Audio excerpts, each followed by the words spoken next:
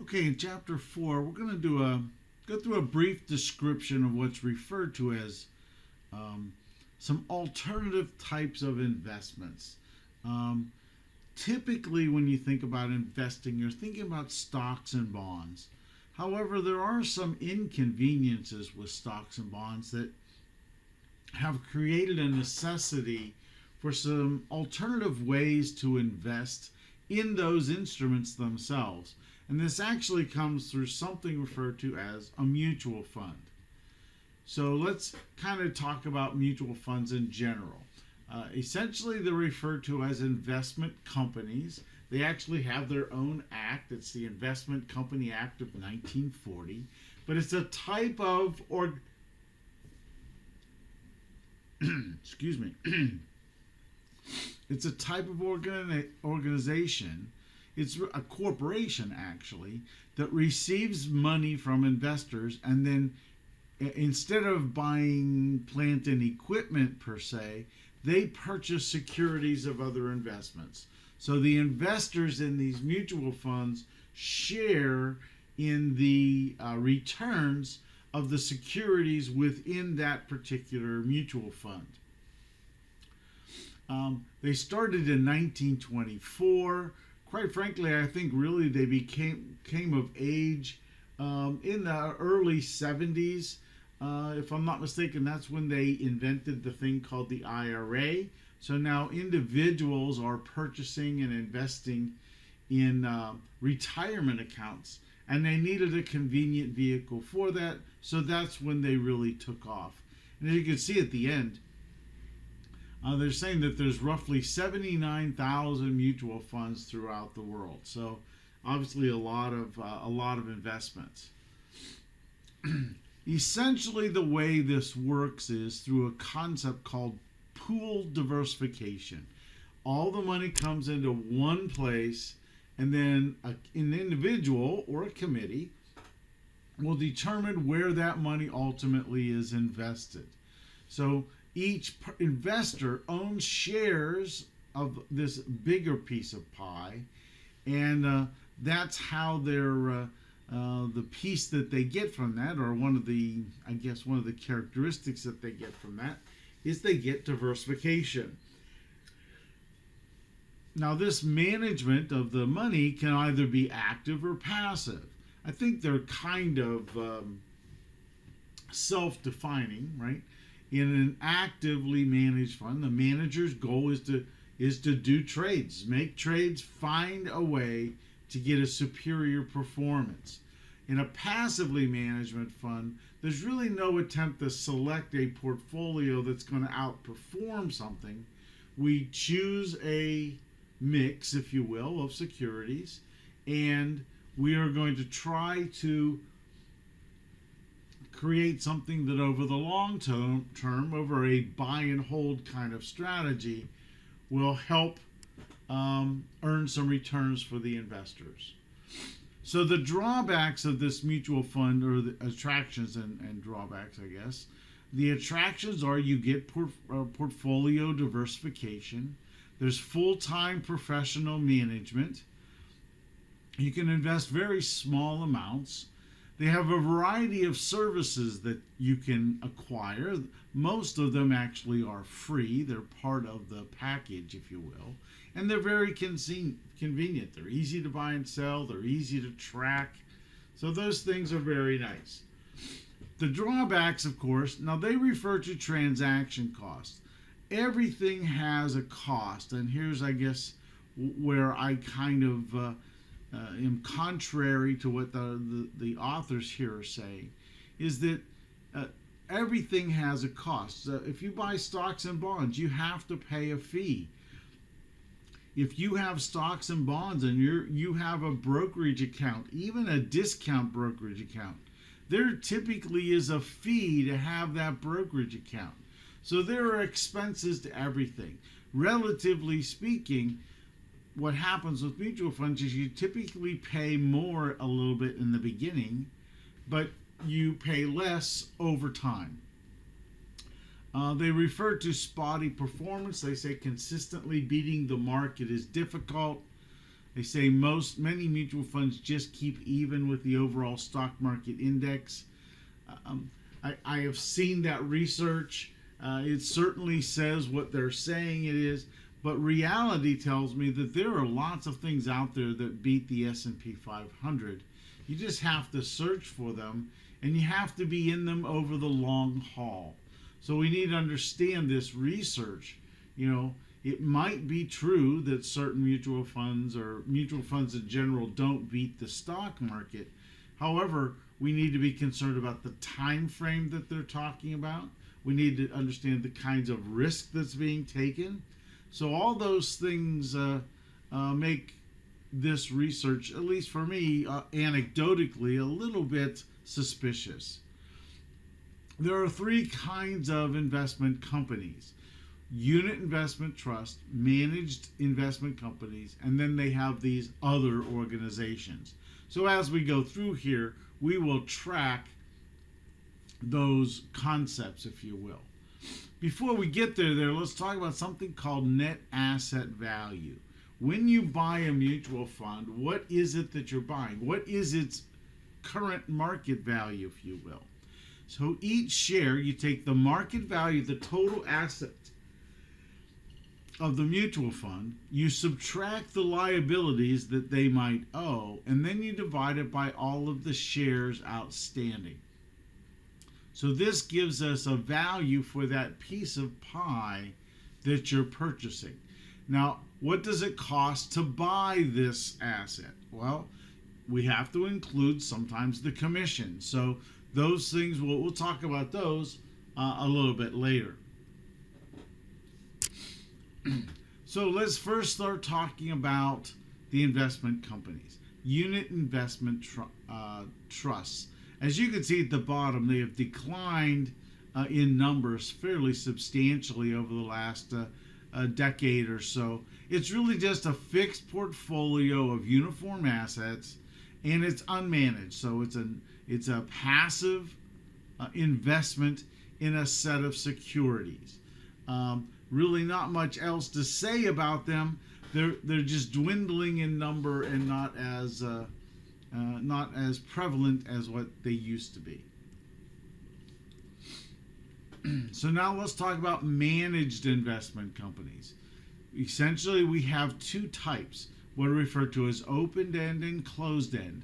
An open-end mutual fund is what we typically refer to as being a mutual fund.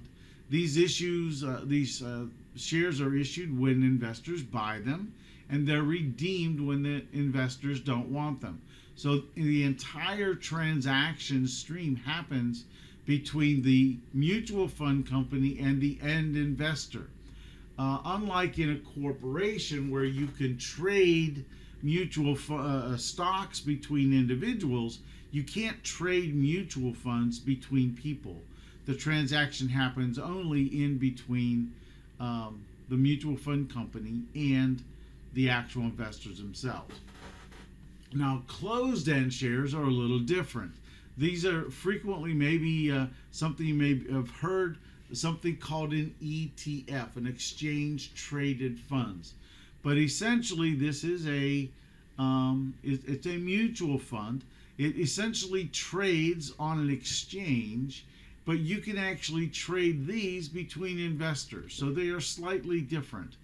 They are obviously priced at net asset value, but they could actually sell above or below that. And of course, the commissions that go along with these, since they trade on an exchange, more closely represent those commissions that go along with the stock market. So the questions in the end might be, why might you want one over the other? Quite frankly, most of the decisions that you make in types of mutual funds to buy are really more to deal with your investment strategy rather than any one pick, right? Sometimes it's just personal choice. With the other investments, we have something called commingled funds. Essentially, these are partnerships of investors who pool their assets together, and they do this in an arrangement. It sort of sounds maybe like an investment club, but this is a more structured kind of environment, if you will. REITs are real estate investment funds. They invest in real estate and or loans that are secured by real estate. Hedge funds are different, right? They are structured sort of like hedge funds or like mutual funds, but they act totally different. They are much more riskier than a mutual fund, and the compensation and the return structure is far different.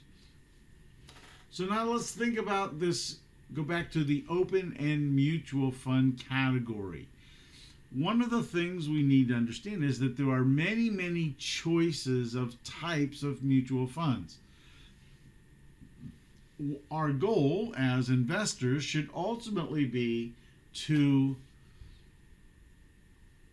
minimize the risks that we're subjected to.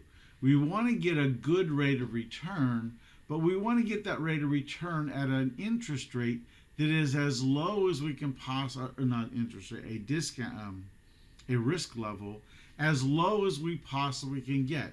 And how we might do that is by combining things that have different characteristics, so that in the end we may smooth out some returns, if you will.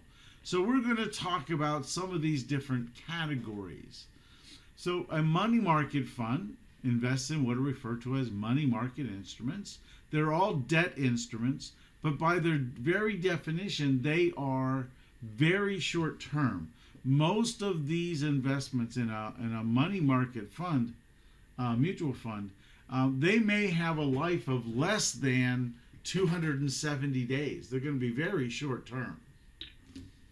Equity funds are obviously invested only in stocks. A sector fund is an equity fund that concentrates on a particular industry. Bond funds, I think, are self-descriptive. International funds, there's a little bit of difference here. A global fund invests in the securities worldwide, including the United States. The United States has easily 75% of the entire market in equities in the world. So this fund is going to be heavily weighted towards the United States.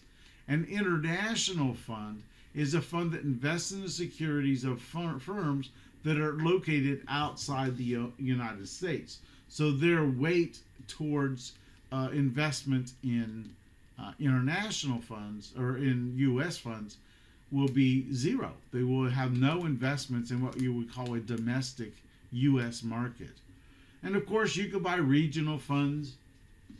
You can buy the Southeast Pacific funds. You can buy Pacific Rim funds, Europe funds, China funds, right? All of these different categories are just locating parts of the world or companies. In the case of emerging market funds, they're companies that are in developing nations, currently underdeveloped nations. So balanced funds have two cycles of balanced funds, I guess. One is called a life cycle fund.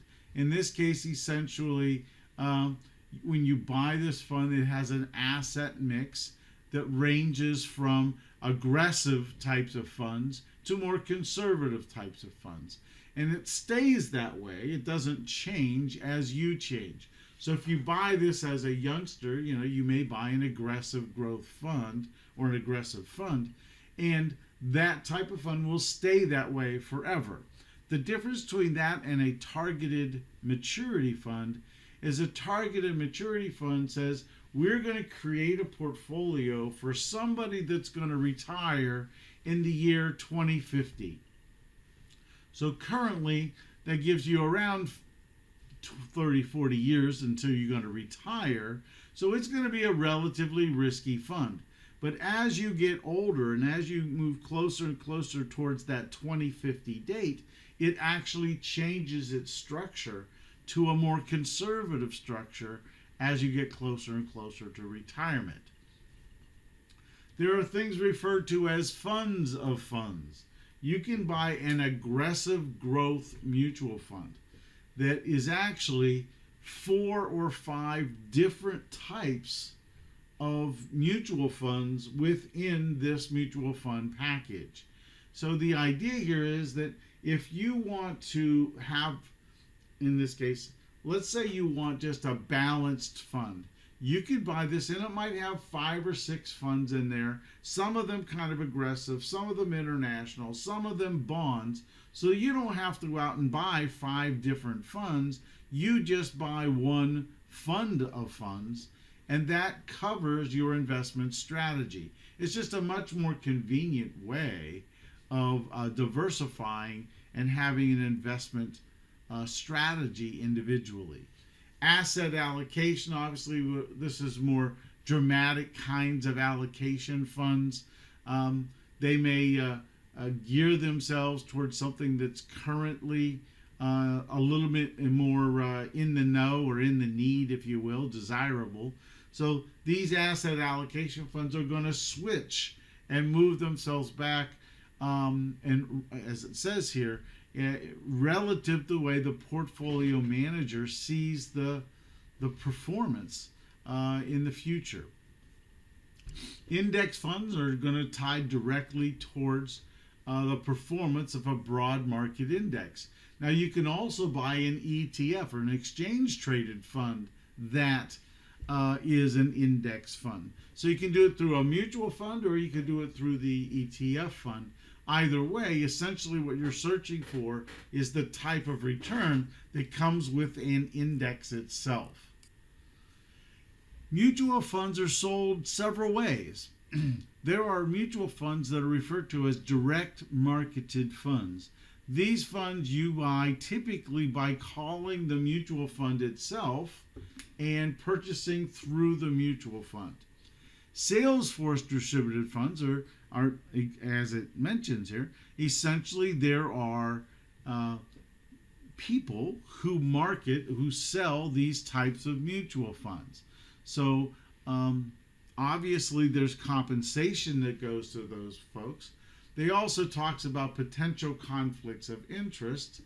That's a rather cynical way of looking at the world. Anything that's out there has a potential conflict of interest or challenges.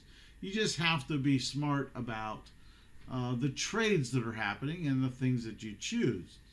There are also financial supermarkets where you can buy through brokerage firms, etc.